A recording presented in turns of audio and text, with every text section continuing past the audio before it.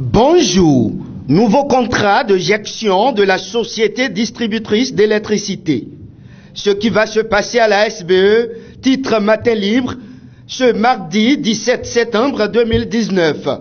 Les jours du DG Laurent Tossou sont comptés selon le quotidien. En Conseil des ministres, mercredi 11 septembre 2019, le gouvernement a fait un point d'étape du processus de réforme en cours à la Société béninoise d'énergie électrique.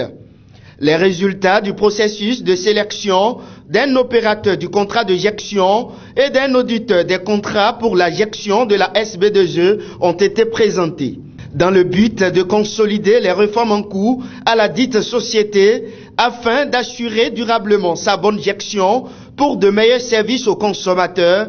Il s'est avéré indispensable de recourir à un contrat de gestion et à un auditeur des contrats.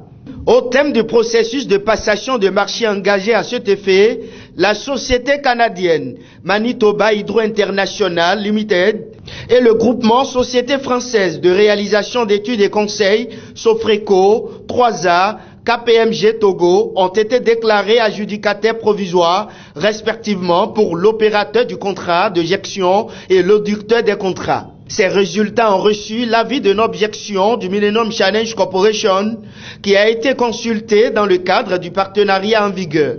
Le Conseil tient, selon le quotidien Matin Libre, à préciser que cette réforme, dont le but n'est autre que la recherche de l'efficacité de gestion, n'induit pas une privatisation de la société. Irrégularité dénoncée dans les rangs des députés DAF et SGM.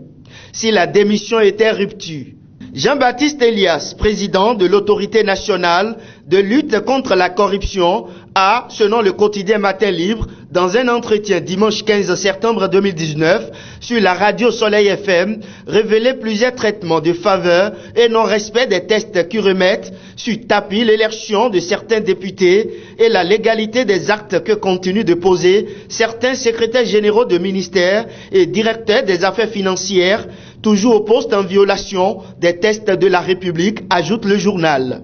Installation d'une carrière de sable à Kokotomé-Zunga. L'association des riverains dénonce et réclame.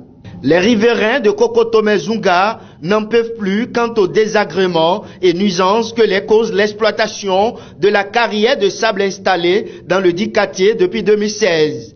Réunis en association, ils ont fait savoir leur ras-le-bol vendredi 13 septembre 2019 à la faveur d'une déclaration lue à la presse, rapporte le quotidien Matin Libre.